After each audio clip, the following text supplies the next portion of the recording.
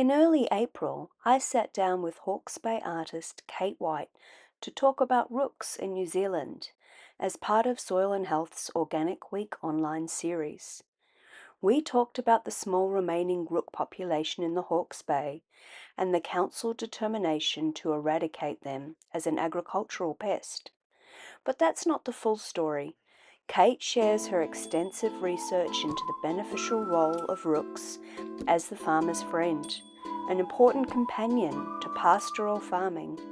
We discuss the horrific way rooks are being treated in New Zealand and their huge potential for regenerative and organic agriculture. We envision what the future could look like with rooks. Okay, hi everybody, kia ora koutou, katoa. My name is Asha and I am here today for another Organic Week online event. So I'm quite excited. I'm here today to speak with Hawke's Bay-based artist and animal lover and rook advocate, Kate White.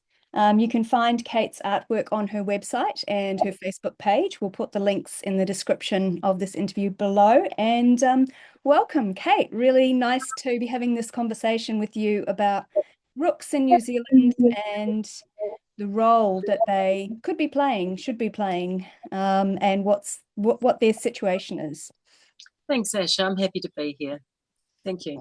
Yeah, you're welcome. Yeah, no, it's great to connect on these different issues. I'm getting feedback. Sorry, I'm getting feedback from my voice. I'm hearing you just fine. You're hearing me fine?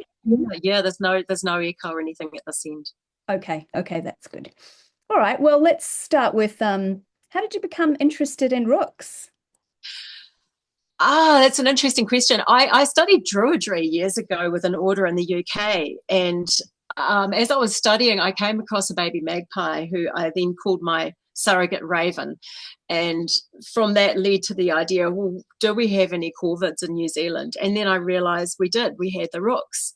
So I was very fortunate to be gifted a rook chick who was a rescue from the cull about 6 years ago, and she was raised with us and has lived with us ever since. So I've had absolutely up close up view of their behaviour and what their role is in nature. I see what she's outside most of the time. She comes in and goes outside.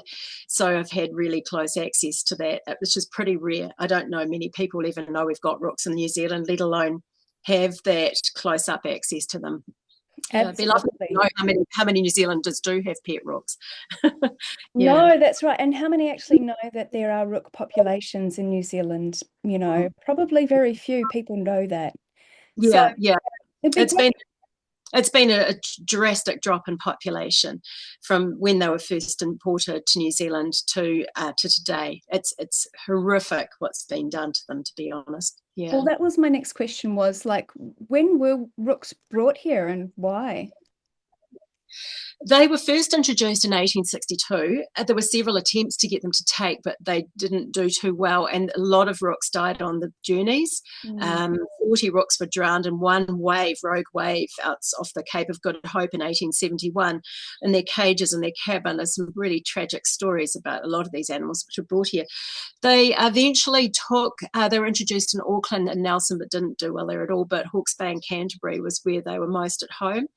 And so they were protected up until 1919 or 1920, 21.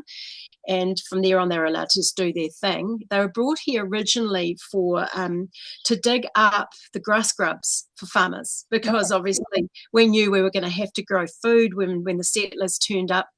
There was no farming or agriculture as such that was, European models. And so they'd been known in Europe for their ability to go after grass pests and dig them up. So, yeah. Excuse me, I'll just shut the doors. My neighbour's got a very loud car which is leaving. No worries. Sorry about that. So they have been true to form, looking after the grass grubs behind the scenes. And what I've been finding in New Zealand is we kind of need things spelled out for us. If New Zealanders had really been studying these animals and looking at what they were doing 75% of the year, they might not be quite so keen to get rid of them, because when the ground's too hard for the rook to dig in deep to get the grass grubs, they look for alternative foods. And traditionally that will be germinating crops. They're only at risk for 2 weeks, and that's the germination time. Then they go after the stubble at the other end, and walnuts and acorns. So and they will eat a bit of fruit, but their main food is invertebrates. And so basically the studies need to be done. I'm calling for studies on what's happening for 75% of the year. So no one, as far as I'm aware, has done a look at how the rise in grass grub problems in New Zealand may be correlated to the destruction of the rook.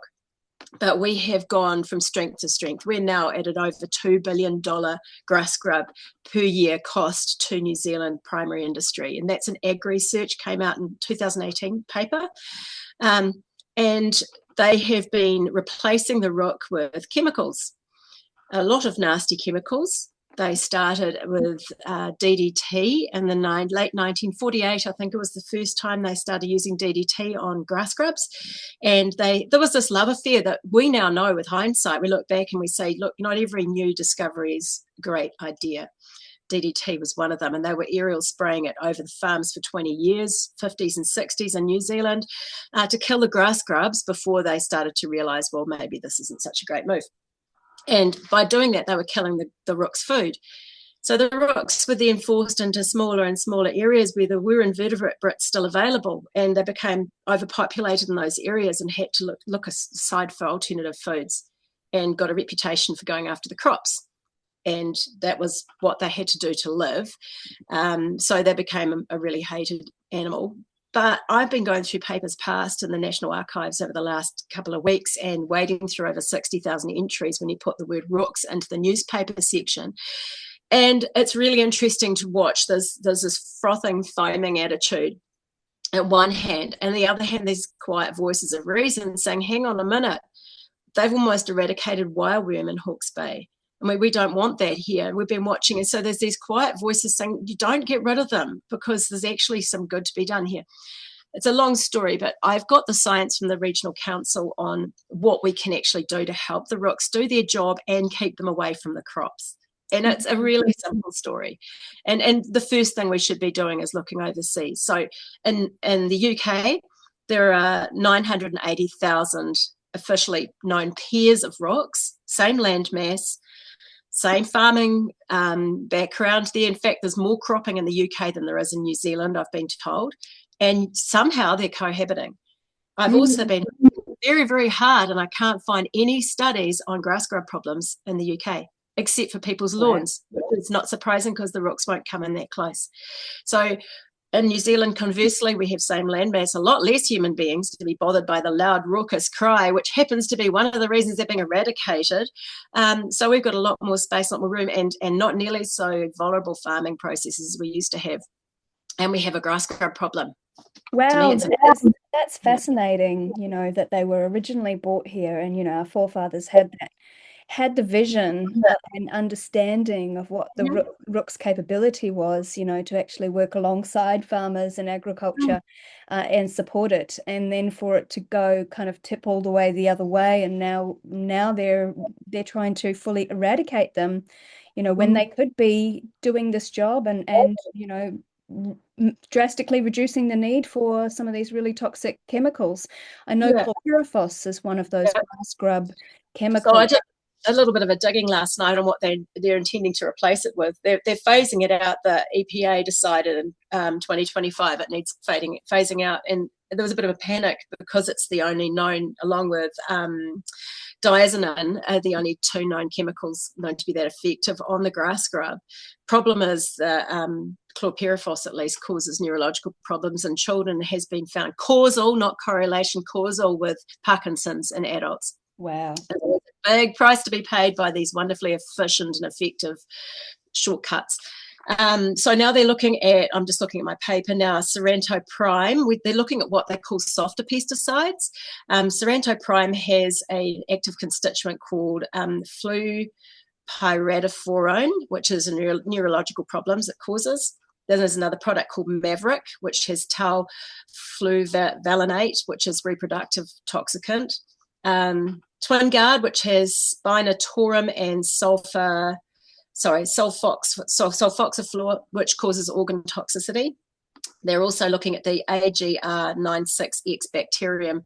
Goodness knows what that's going to do. I don't know if they've looked at symbiotic relationships, a bit like the GE thing. So the last one is, of course, endophyte enhanced grasses.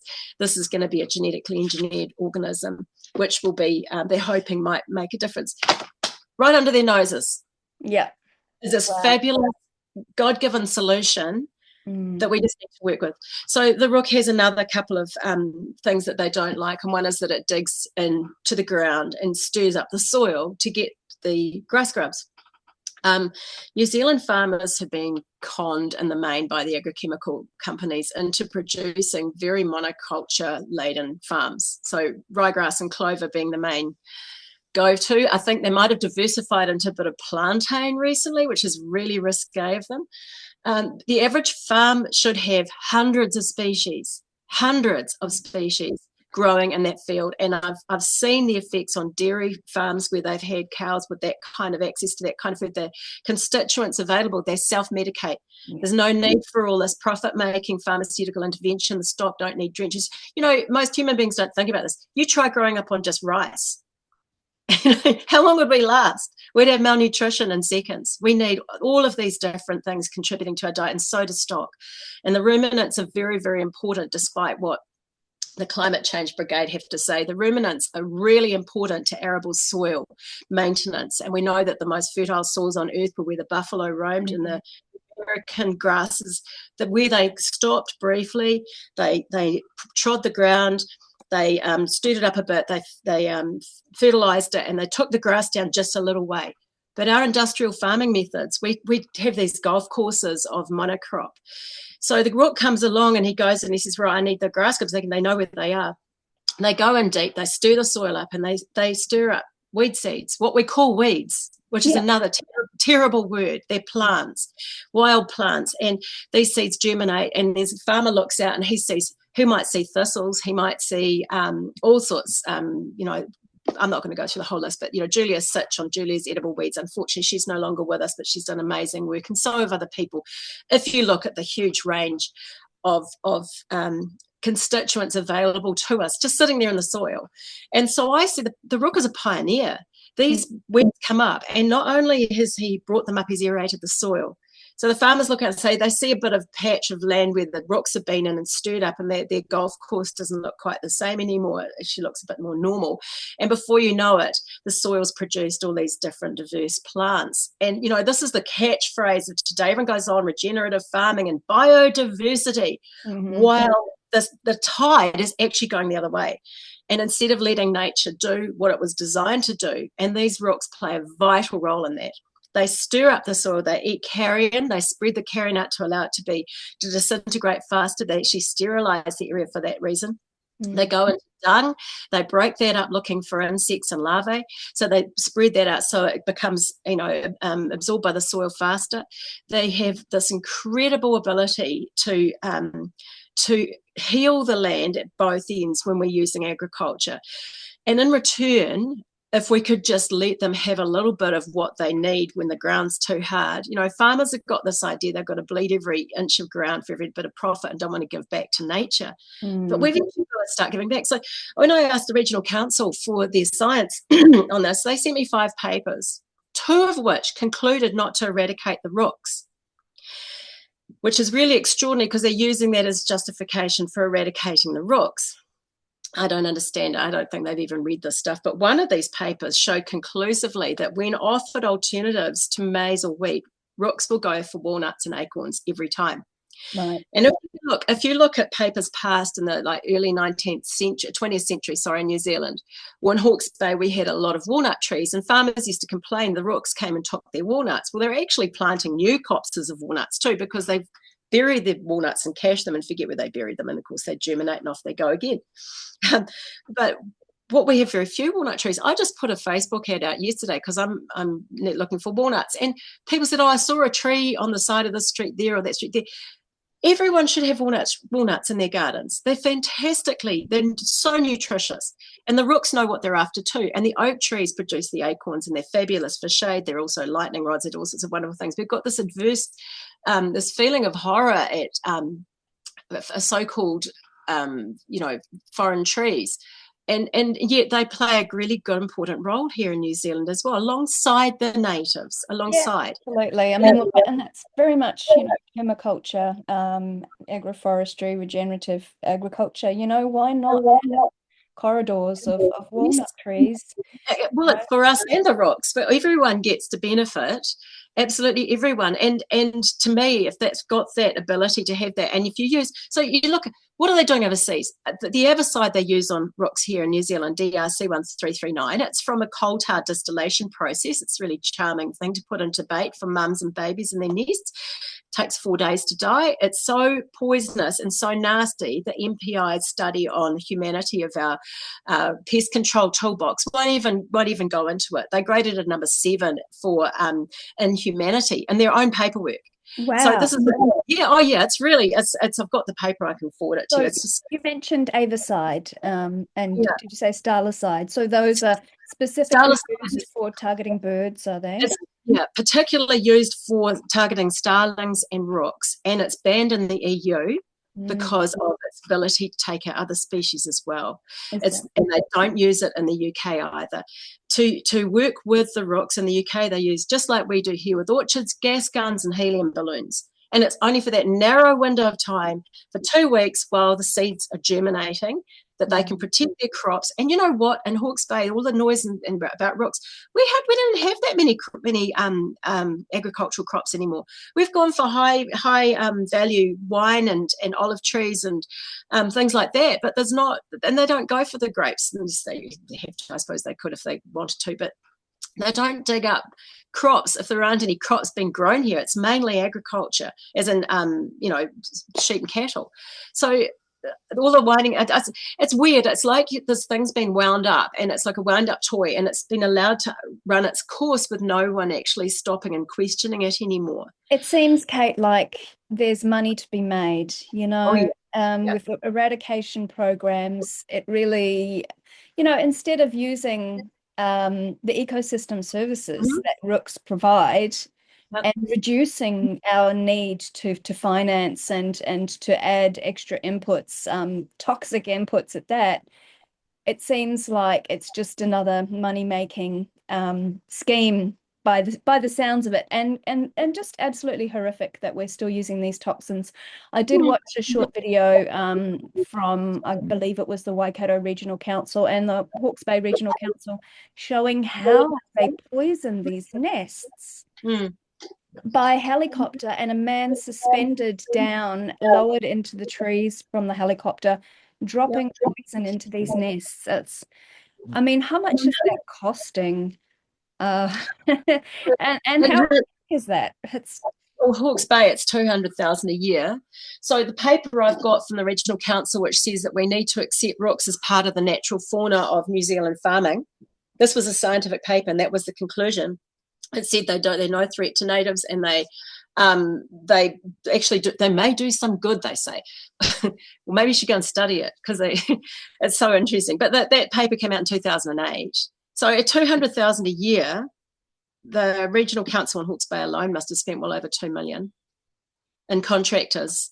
I don't know what they spent on the stalicide, but the contractors, they need helicopters to drop the bait into the nests. Mums come back, see the food, and they don't realise because it's slow acting. So they eat it and they regurgitate it to their babies, and they watch their babies die, and then they die. And so it's really interesting looking at papers past. I went through and I found a whole bunch of really interesting pieces of journalism. There was a story that came out in 1918. And it was this, I'm just trying to bring it up. My computer's really slow. It was this hysterical story about rooks attacking sheep and cutting their throats and killing sheep and lambs. And this was run with, I've found no less than 16 newspapers ran with this. so it might have come up. It's going to take a little while. Ran with this throughout New Zealand, and of course, it was made great sales for newspapers. And people started to get hysterical, and it was only afterwards the quiet voice, and even the government admits there's no evidence of them ever having done this. But this was 1918, and I'm still hearing from people today the damage that story did. It's a bit like Steven Spielberg and his bloody sharks. Here we go. Here it is. Farmers in Hawke's Bay are complaining of depredation of rooks among their flocks. The rooks have acquired the habit of attacking not only lambs but full-grown sheep. One was seen with its head completely severed, with the exception of the spinal column. I mean, this is insanity. And this was published, and they were ridiculed for it later by much more sensible people who said, "You're talking about the carrion." I have a pet rook. She's a coward. We have a pet magpie. The magpie rules the roost around here. They eat carrion. There's absolutely no evidence, but that. Well, it makes for a good story to tell the narrative about how menacing they are, and to, once again, just kind of pull the strings for the need to control them. So that's. And the language is always the menacing, as you say, menacing and evil. They use the term evil. I mean, it's incredible. And there's a war on the rooks. It's a bit like the war on cancer when it's actually your own body. It's just this whole bizarre. And speaking of cancer, I've just been looking at that. It's a very, obviously correlation between, we started using pesticides around the 1920s in New Zealand. Probably that's a worldwide thing. Our data on cancer growth in New Zealand's but patchy from the early 20th century through to now, but worldwide it has gone up hundreds of percent. And okay, there are many influences, environmental toxins, there's all sorts of, of course there's genetic, there's all sorts of things, but the correlation between the use of pesticides and now we know, of course, the language has changed to causal, and the more brave, more honest scientists is causal, and our oncology wards are overflowing. So this is the quiet genocide that's happening, and people are unaware because the focus of the idiot gaze of legacy media is not, it's not pointed in that direction, so people aren't hearing about it. No. They think it's bad luck, because they think cancer's bad luck. It's biochemistry and bioelectrics. It's not. It's crazy. Yeah. So, well, going back to rooks, what are the rook populations at now, and why do you think that they're still pushing to eradicate them, given that there's plenty of evidence that says, and I think in one of the interviews that I watched, the council rep, it might have been Environment Waikato, he was even saying, that it's only at certain times of the year, as you say, when the seedlings are starting to, be exposed, and then, maybe if there's not enough food at a certain time of year when crops are ripe. So there's only these short windows, as you mentioned. Why are they still pushing ahead? So first question was, what are the current populations, and why are the councils still pushing for this? So the actual population in reality is unknown, but they are accepted to be extinct in the South Island now. I think one poor wretched rook was spotted in Nelson a few years back alone, and they're gregarious, social creatures, so it probably wouldn't have survived on its own. In Hawke's Bay, which is considered to be the last most populous area, the regional council figures for last year was less than 300 active nests officially known about. There may be a few more, possibly there may be some in the Waikato Bay of Plenty areas, but that's, they're getting, unfortunately, because the DRC 1339 stalicide is targeting the mums and the babies, they're top-heavy males in the population. So you're starting to get rapes occurring in nests because of this imbalance in the population, and the eggs get trampled, and you get sort of less. So essentially, the downstream effects that aren't being spoken about are happening. The rooks are actually not doing well at all. They're actually quite a slow breeder as well. They're not the most efficient parents, but when they do get the babies up, they're really devoted to them. So, So the attitude, I don't know why. I'd love to know why. There are theories you can form. Politician's got a wife who doesn't like big black birds. I don't know. There's no reason for it. Juliet Brebner was on the Bay of Plenty a video on YouTube for 15 minutes talking about eradication. And I spoke about this on RCR with Paul Brennan. I said it was really extraordinary seeing this beautiful, intelligent young woman talking about the eradication program, and then saying, well, we are struggling to get public support because they're not seeing the damage that we're talking about. And she said, goodness, we've even had a few farmers say they'd like to see a rook or two on their property. And then she carries on with the program. And it's like, I don't know. Honestly, Asha, is it because they've spent so much now they might as well finish the job? Is it because they want to show how effective they are at ridding New Zealand of the hated imported animals, wild animals? And this is an easy example because the rooks, although they're really intelligent, during nesting time they're vulnerable. And that's their weakness, and that's why they're killing them this way. So it's a low-hanging fruit. It's an easy option. Let's kill the easy ones. Make it look like we've done something with ratepayers' money. And most ratepayers wouldn't know a thing about these rooks, so they probably think, oh, great. They hear this word pest, which is a manufactured term, in order to categorise animals which they don't want anymore, or worthless to them, but no one's looking any deeper. No one's interested. It's very surface thinking, and there's no science being allocated, as far as I know. That you need funding to get the scientists to go in there deep and study. And there's one study that's called Predation of the Rook in Hawke's Bay, which I've looked at, which talks about. There's one study I'm aware of that they tried to quantify what good the rooks were doing for the farmers. It was done in Hawke's Bay, and it was incredibly. It was like a sieve. It was not a well-controlled study. I've run it past a soil scientist friend of mine. She said, that's not science. I said, no, I'm not a scientist, but I didn't think it was science either. And that's being held up as the main, reason that they're getting rid of them. They're no use to farmers. Well, they found that the number of rooks cleared 22% of grass grubs in a certain given area, and that wasn't considered to be sufficient to allow them to carry on living in New Zealand. They didn't even know how many rooks were involved in the study because they were relying on a farmer to glance out the window every now and again. And he in the study said there could have been between 20 and 200 rooks at any one time. He didn't know. And this is their standard by which they wipe out an entire species which were brought here for the good it can do. So we need a regenerative farm, an organic farm. If anyone's got a farm in the Hawke's Bay, in an area with rooks, it would be really good to actually get some proper research done on this, and to actually just back up a lot of the existing knowledge around this, because it's quite devastating that this is how New Zealand seems to deal with these issues.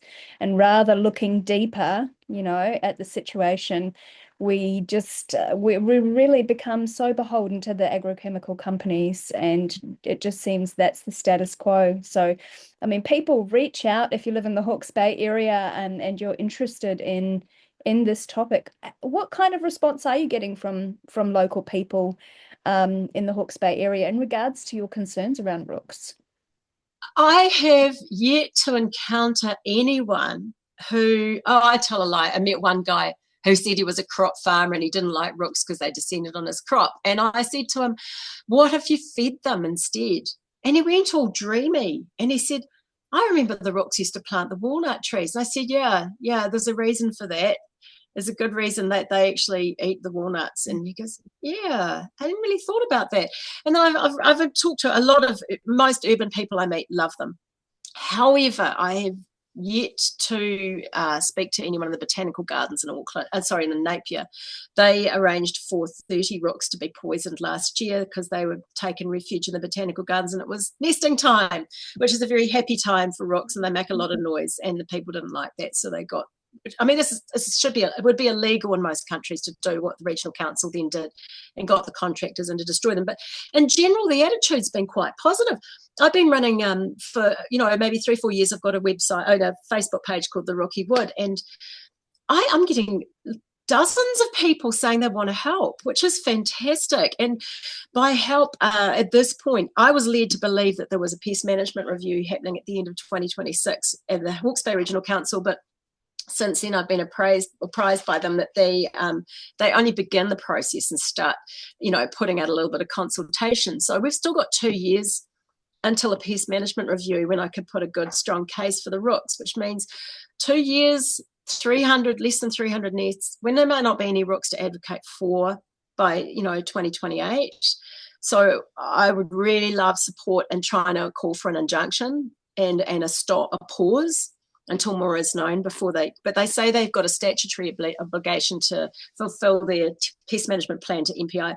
And I've looked it up. There have been precedents set by other regional councils where they have actually paused programs for good enough reasons. So I'm trying to organise a meeting with biosecurity at the Hawke's Bay Regional Council and see what we do from there. But yeah.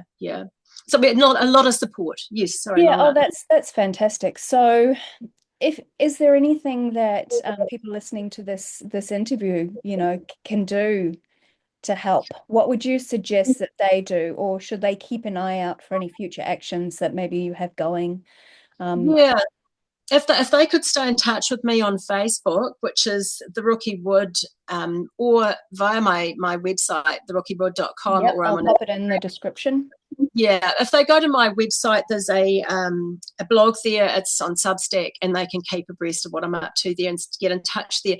It'd be really great if people could get in touch. So what I'm doing is collating a list of names and contact details. They won't be bothered by me for anything else. Just down the track, when I need people to stand up in numbers, I will be putting together a template letter for them, submission process, and also giving them reasons why, and they can write their own reasons why they would like to keep a New Zealand rook in place in New Zealand.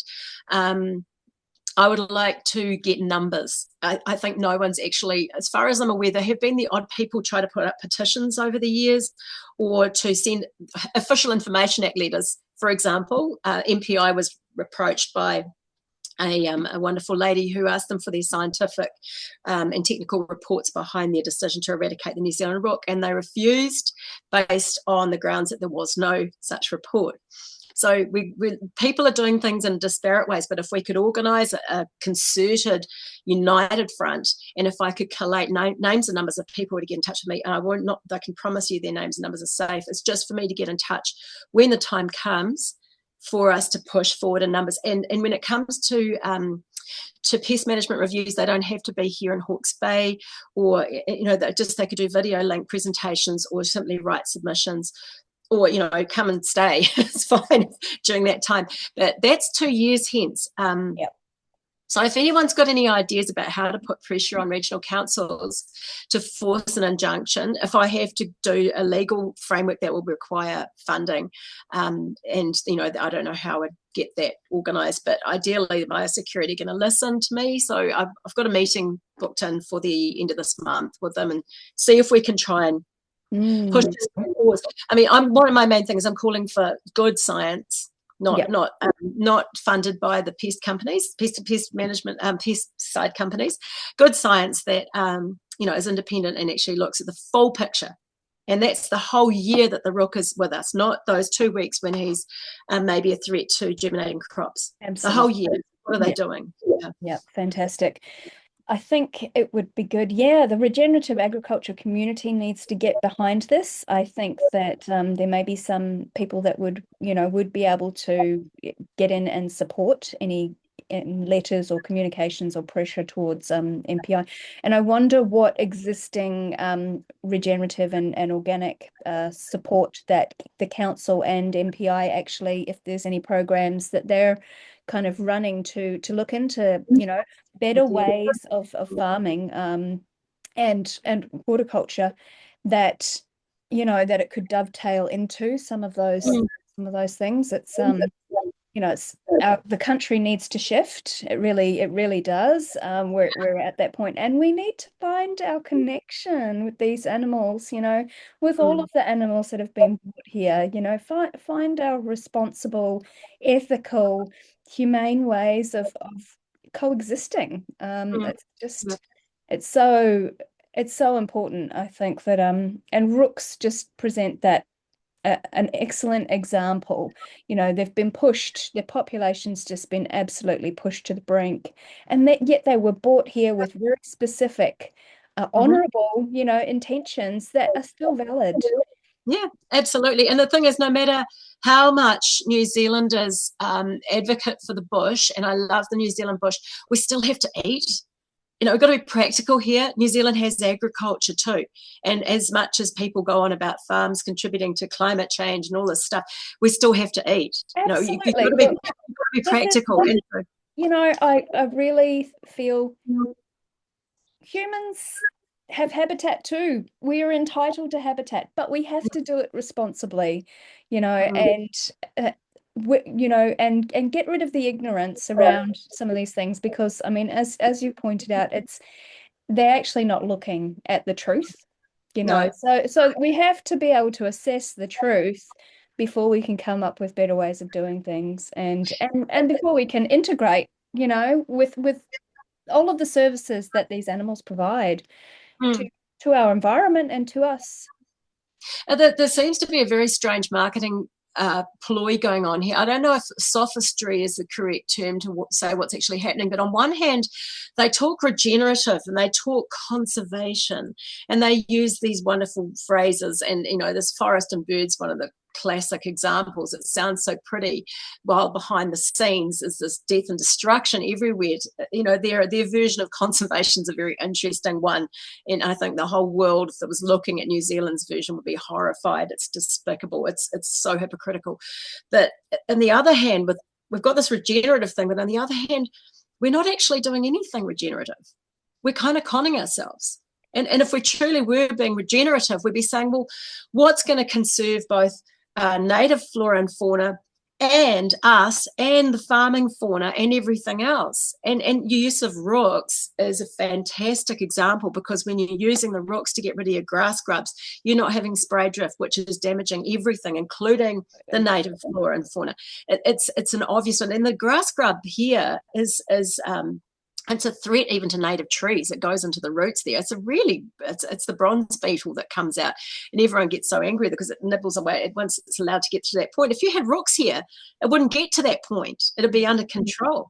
And again, it depends on where people stand on this sort of thing, but they're absolutely no threat whatsoever to any kind of native situation or any native structure.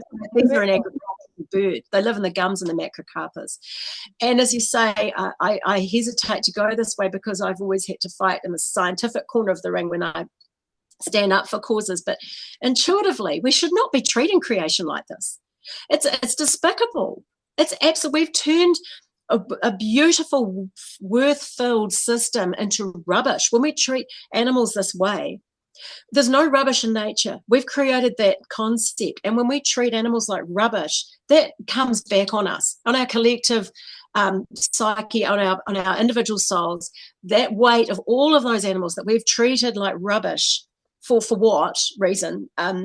Profit, whatever other reason, or ignorance. That comes back on humanity. That is the most appalling and shameful way to go about living on this earth. And especially the hypocritical, the greenie mob that say that, they're going to preserving this and preserving that while they're poisoning everything in the process. It makes me really, really cross. Yeah. Yep, I hear you. So what's the positive vision that we're aiming for?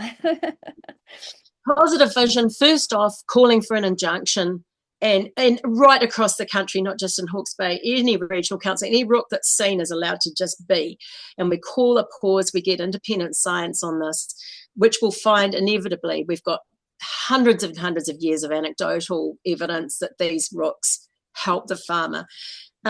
We get a pause, then we get a stay of execution for them. And as we watch this pullback, as ag research uses its head for once, instead of scratching its head and trying to find more and more nasty toxins, starts to think, well, okay, we're talking biological warfare. Well, let's maybe put the bacteria on hold and use what's already here and shown to be safe and is not bringing any disease to New Zealand, the rooks. So I'd like to see a giant rook up beside the magpie in Hawke's Bay as a hero of Hawke's Bay farming.